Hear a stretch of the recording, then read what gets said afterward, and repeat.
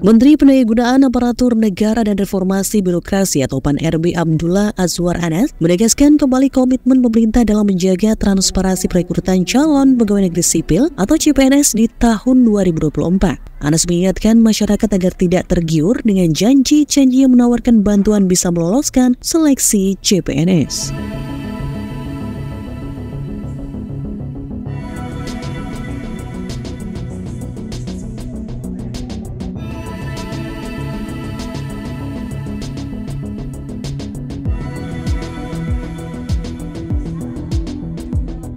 Menpan RB Azwar Anas menegaskan bahwa tidak ada satupun yang bisa menjanjikan kelulusan dalam seleksi CPNS. Pasalnya dalam perekrutan CPNS tahun ini, semua harus melalui tes yang adil dan ketat menggunakan Computer Assisted Test atau CAT dengan teknologi Face Recognition ganda. Bahkan putra kepala BKN dan putra presiden juga tidak lolos. Lebih lanjut, Azwar Anas menjelaskan face recognition sendiri merupakan fitur baru pada sistem seleksi calon pegawai negeri sipil atau CPNS. Teknologi ini digunakan 2 kali, yakni saat pendaftaran dan saat peserta mengerjakan soal. Hal ini untuk mencegah praktek joki yang sempat ditemukan 2 tahun lalu. Dengan teknologi ini, begitu wajah peserta berbeda saat masuk di depan komputer, soal CPNS langsung tidak bisa dibuka. Ini akan menjamin bahwa seleksi CPNS benar-benar fair. Ya, mulai hari ini kita mulai pendaftaran. Ya, CPNS tadi sudah saya sampaikan. Kami sampaikan lagi bahwa masyarakat jangan ada satupun yang tergiur bahwa ada yang merasa menjanjikan bisa membantu lolos CPNS. Karena putranya kepala BKN ini tidak lolos. Putranya presiden itu tidak lolos di CPNS. Kenapa?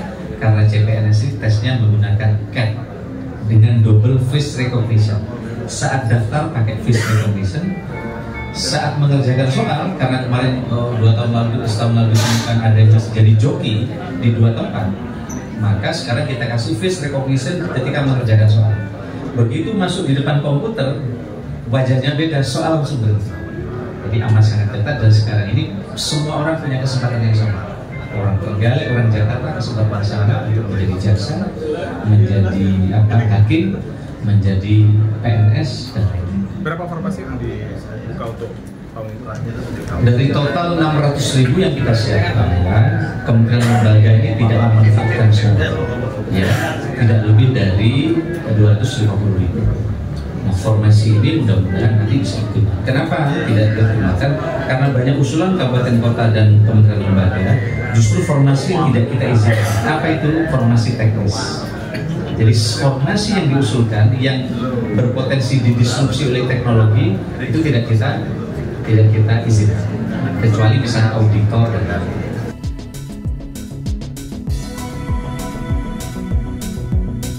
Mengenai jumlah formasi yang tersedia, Anas menyampaikan bahwa dari total 600.000 formasi yang disiapkan, hanya sekitar 250.000 formasi yang akan diizinkan untuk digunakan oleh seluruh lembaga. Pasalnya banyak usulan formasi dari kabupaten, kota, dan kementerian lembaga yang tidak diizinkan, terutama formasi non-teknis. Perekrutan CPNS kali ini fokus pada formasi teknis yang benar-benar dibutuhkan.